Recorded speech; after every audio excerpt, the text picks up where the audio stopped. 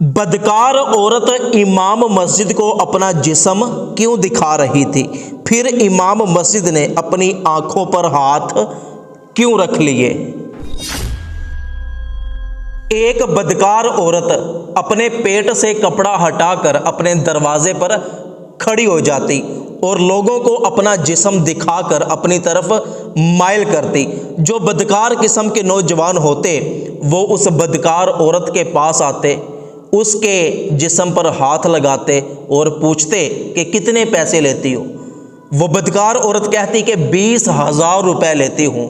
تو جن نوجوانوں کے پاس پیسے ہوتے وہ 20,000 روپے نکال کر اس بدکار عورت کو دیتے، تو وہ بدکار عورت پیسے پکڑتی، اس نوجوان کا ہاتھ پکڑتی اور اپنے ساتھ اپنے گھر میں لے جاتی اور بدکاری کرتی۔ ایک دن امام مسجد اس عورت کے دروازے کے قریب سے گزرا تو اس بدکار عورت نے اپنا جسم دکھاتے ہوئے امام مسجد کو اپنے پاس بلایا اور اس کو اشارے میں کوئی بات کہی تو امام مسجد سمجھ گیا۔ امام مسجد نے پوچھا کہ کتنے پیسے؟ اس نے کہا کہ 20,000 روپے۔ امام مسجد نے 20,000 روپے نکال کر اس بدکار عورت کو دیے تو وہ بدکار عورت امام مسجد کو اپنے گھر میں لے آئی۔ کمرے میں آ کر جب وہ بدکار عورت امام مسجد کو اپنا جسم دکھانے لگی، جب اس عورت نے اپنے جسم سے کپڑا ہٹایا تو امام مسجد نے اپنی آنکھوں کے اوپر ہاتھ رکھ لیا، کہنے لگا کہ اے لڑکی، میں یہ کام کرنے کے لیے تمہارے گھر نہیں آیا۔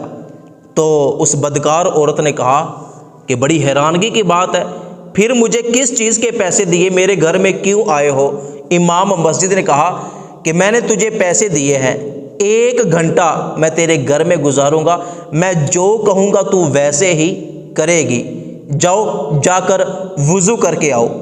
جب وہ بدکار عورت وضو کر کے کمرے میں آئی تو امام مسجد نے اس بدکار عورت کو جائے نماز پکڑاتے ہوئے کہا کہ میرے ساتھ کھڑی ہو کر نماز پڑھو۔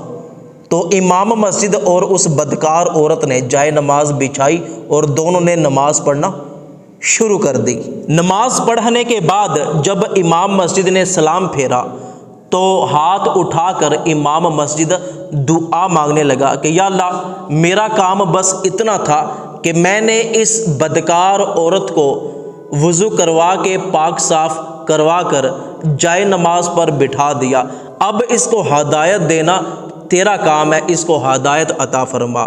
جب دعا مانگ کے امام مسجد جانے لگا تو اس بدکار عورت نے کہا کہ بات سنو، آج تک جو بندہ بھی میرے گھر میں آیا ہے وہ مجھ سے بدکاری کرنے کے لیے آیا، مجھ کو برہنہ کرنے کے لیے آیا۔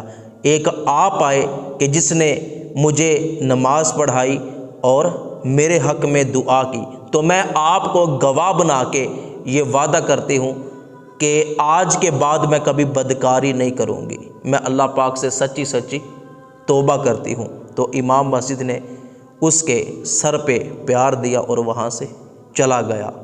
تو دوستو، ہمیں گناہ سے نفرت کرنی چاہیے، گناہ گار سے نہیں۔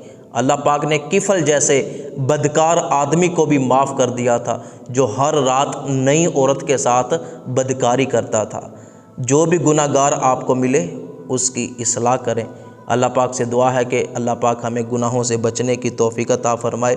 اگر خود گناہ کرتے ہیں تو اپنی اصلاح کرنے کی توفیق عطا فرمائے۔ اللہ پاک ہمیں سچی توبہ کی توفیق عطا فرمائے۔